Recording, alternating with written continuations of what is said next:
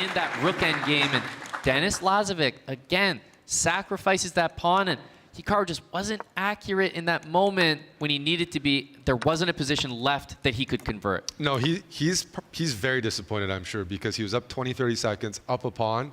He decided to liquidate, and he did it in a way that gave Denis way too much counterplay. And when you give Denis some of those rook endgames, he's shown very good mastery of rook endgames, even down a pawn there. But again, the pawn plus time, not converting that, has to be so frustrating. Indeed. Into this game, bishop a3. Unusual. You might think bishop b2, but bishop a3 to get rid of that dangerous bishop on d6. Very smart. If you don't play that, the bishop on b2 is just not an active piece. So instead, trading that bishop on d6 off really helps white out. Now you have to continue. Normally in this pawn structure, you want to launch a minority attack. That might be with b4, but you need to actually get that going. That's going to be rook b1, b4, maybe a4. It takes a while. Meanwhile, you'll probably see king g7, knight e4, even h5 on the king side for black, and trying to bring a knight to the d6 square. It is a very classical position, this Carlsbad structure, and Denis normally handles these very, very well. Hikaru, an idea here, maybe you shift the knight over to b3, try to play knight c5, get that type of exchange. Yep. As you mentioned, there is a4, b5, but you have to be careful. Yeah, Hikaru's done something different with a3, where he wants to make sure he can get knight b3 and knight c5. He's not trying to play a4, b5 just yet. It's all about the c5 square, just securing that. Normally speaking, black is objectively okay here. You can envision this knight even jumping to c5 in some positions. But if I make a couple moves like rook e7, once you get your knight on c5, what next? What next? Or rook c7 here. Yep, can swing that rook over to e7. The knight on e6, make no mistake, can join the game on the king side with knight g5, can jump into the e4 square, and we'll probably see slow moves like h5, h4 for black, just putting a little pressure on as black starts to double rooks and play in the center on the e file. Probably queen d8. And one of the places to, if you have time as black, is you can sometimes reroute the knight to d6. It covers b7. Don't think it's required here because there's no pressure on b7. And as you mentioned, if black decides to try to, white's going to focus on the queen side, black needs to distract a little bit, come up with counterplay. That usually involves h5, h4, sometimes even g5, g4. Because, yeah, look at white's queen. It's on the queen side. That means there's a bit of a deficit on the king side. Yeah, so it all comes down to this idea of b5. This is when you're playing against this pawn structure, b7 to d5, you want to push b5. If the c pawn takes, the d pawn becomes isolated and weak. That's what white is working towards here. But allowing the knight to d6, the reason you don't want to start with it is, of course, the rook on c7 is looking directly at the queen, so you need to get that queen out of there before you commit. Very solid from Denis. This is a very classical chess position.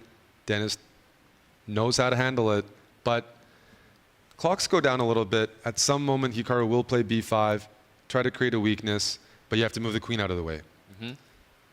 Yeah, I'm a little worried about putting the queen on a5. I don't know if it can get trapped or there's some tricks there.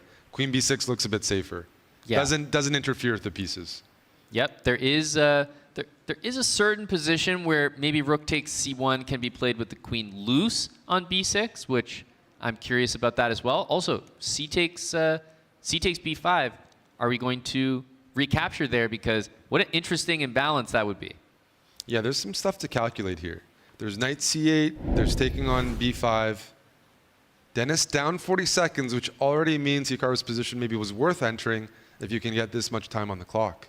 I'm very, very interested in that c takes b5 idea with rook takes on c1 and maybe rook takes e1. Queen versus two rooks? That's an interesting imbalance. At the end, you could play rook e6 and rook f6, and it's a very solid position for black.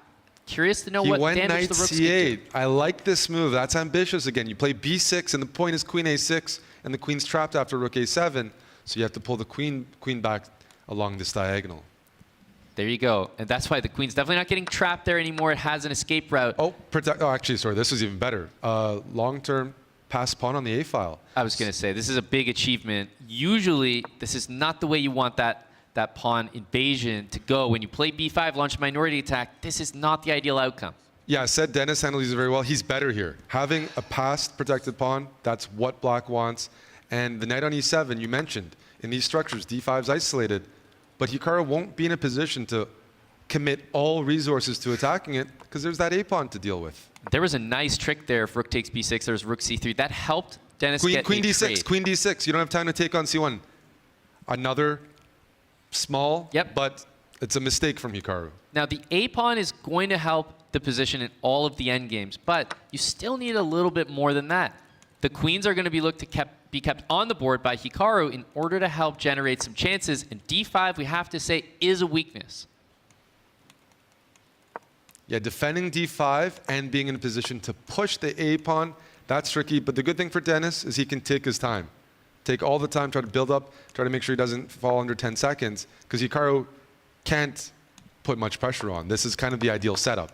And that's why you see he's playing g3, h4, all he's doing, targeting d5. Denis is trying to build time on the clock. Queen f5 played instantly right after bishop to e2. The knight can reroute. If you want to get ambitious, reroute the knight to f6. Then it has access to g4 and e4. Can Denis find that? Playing defense from e7. Knight to difficult. F6. That's a big maneuver. Let's wait and see. King e1. No, he's not going for it. But he just doesn't have that ambition. Okay, I'm a little surprised by that. It's still a good result for Denis.